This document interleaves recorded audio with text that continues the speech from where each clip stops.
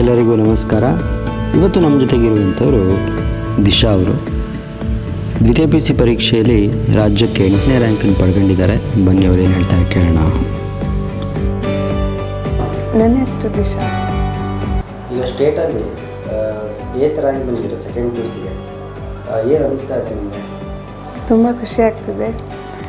ಎಲ್ಲ school teachers, ಎಲ್ಲ college ಟೀಚರ್ಸ್ನ always thankful. ಎಲ್ಲ ಅವರಿಂದನೇ ಆಗಿರೋದು. ಸ್ಕೂಲಲ್ಲೂ ಒಳ್ಳೆ ಫೌಂಡೇಶನ್ ಇಡಿಸಿದ್ದಾರೆ. ಕ್ಲಾಸ್ 10thಲ್ಲೂ ಅವರಿಂದನೇ ಒಳ್ಳೆ ಸ್ಕೋರ್ ಮಾಡಿದೆ. ಕನ್ನಡದಲ್ಲೂ ಅಷ್ಟೇ ತುಂಬ ಕಷ್ಟ ಆಗ್ತಿತ್ತು, ಆದರೆ ಟೀಚರ್ಸ್ ತುಂಬ ಚೆನ್ನಾಗಿ ಹೇಳ್ಕೊಟ್ರು. ಆಮೇಲೆ ಕಾಲೇಜಲ್ಲೂ ಅಷ್ಟೇ ಏನಾದರೂ ಡೌಟ್ ಇದ್ದರೆ ಎಲ್ಲ ಹೇಳ್ಕೊಡ್ತಿದ್ರು. ಆಮೇಲೆ ಪೇರೆಂಟ್ಸು ತುಂಬ ಸಪೋರ್ಟ್ ಮಾಡಿದ್ದಾರೆ. ಎಲ್ಲ ಓದೋದಕ್ಕೆ ಯಾವತ್ತೂ ಇದು ಮಾಡಿಲ್ಲ. ಎಲ್ಲರೂ ತುಂಬ ಸಪೋರ್ಟ್ ಮಾಡಿದ್ದಾರೆ. ಅವರಿಗೆಲ್ಲ ಥ್ಯಾಂಕ್ ಯು ಹೇಳಬೇಕಂತ ಅಂದ್ಕೊಂಡಿದ್ದೀನಿ, ಟೀಚರ್ಸಿಗೆಲ್ಲ. ಆಮೇಲೆ ಪೇರೆಂಟ್ಸಿಗೂ ಅಷ್ಟೇ. ಡೈಲಿ ಕ್ಲಾಸಸ್ ಚೆನ್ನಾಗಿ ಕೇಳ್ತಿದ್ದೆ.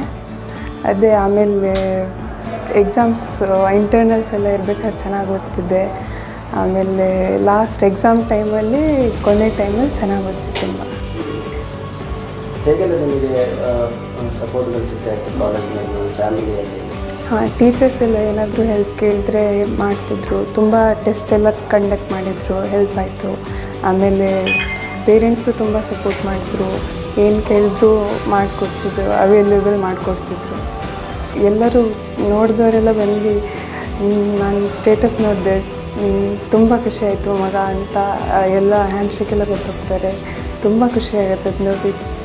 ಓಕೆ, ಮುಂದೆ ಏನಾಗಬೇಕು ಅಂತ ಹೇಳಿದ್ರೆ, ಏನು ಮಾಡಬೇಕು ಅಂತ ಹೇಳಿದ್ರೆ? ನಾನು CA ಮಾಡಬೇಕಂತ ಅಂದ್ಕೊಂಡಿದ್ದೀನಿ. CA ಆಗಬೇಕು ಅಂತ. BCom ಮಾಡಿ CA ಮಾಡೋಣ ಅಂತ ಇದ್ದೀನಿ. ಈಗ ನಮ್ಮ ಜೊತೆಗಿದ್ದಾರೆ ದಿಶಾ ಅವರ ತಂದೆ ತಾಯಿ ಸುರೇಶ್ ಮತ್ತು ಸುನೀತಾ ಅವರಿದ್ದಾರೆ. ನೀವೇನು ಕೆಲಸ ಮಾಡೋದು? ನಾವು ಬಂಗಾರ ಅಂಗಡಿ ಇದೆ. ನೀವು ಎಷ್ಟು ವರ್ಷ ಆಯಿತು ಈ ಕಡೆ ಬಂದು? ಇಲ್ಲಿ ಬಂದು ಒಂದು 17 ವರ್ಷ ಆಯಿತು. ಏನು ಅನ್ಸುತ್ತೆ ನಿಮಗೆ? ತುಂಬ ಖುಷಿ ಆಯಿತು ಸರ್. ಎಷ್ಟು ಅಂದ್ಕೊಂಡಿಲ್ಲ ಇಷ್ಟು ಬರುತ್ತಂತ, ಎಷ್ಟು ಮಾಡ್ತಾರಂತ ಅಂದ್ಕೊಂಡಿಲ್ಲ. ತುಂಬ ಖುಷಿ ಆಯಿತು. ಏನು ಅನ್ಸುತ್ತೆ ಮೇಡಮ್ ಅವರಿಗೆ? ನನಗೆ ವಿಶ್ವಾಸ ಇತ್ತು. ಅವರು ಯಾಕೆ ತುಂಬ ಹಾರ್ಡ್ ವರ್ಕ್ ಮಾಡ್ತಾ ಇದ್ದಾರಲ್ಲ, ಡೈಲಿ ಸ್ವಲ್ಪ ಸ್ವಲ್ಪ ಓದ್ತಾ ಇದ್ದಾರೆ. ಎಲ್ಲವ್ರ ಟೀಚರ್ಸ್ಗೆ ಎಲ್ಲವ್ರಿಗೆ thank you. Most special 10th ತನಕ ಓದಿದ್ದೆಲ್ಲ ರಾಮಕೃಷ್ಣ ಸ್ಕೂಲ್ ಟೀಚರ್ಸ್ಗೆ ತುಂಬ ಥ್ಯಾಂಕ್ ಯು. ಅವರು ಫೌಂಡೇಶನ್ ಸ್ಟ್ರಾಂಗ್ ಮಾಡಿದ್ದಾರಲ್ಲ, ಅದಕ್ಕೆ ಮುಂದೆ ಚೆನ್ನಾಗಿ ಓದಿದ್ದಾರೆ.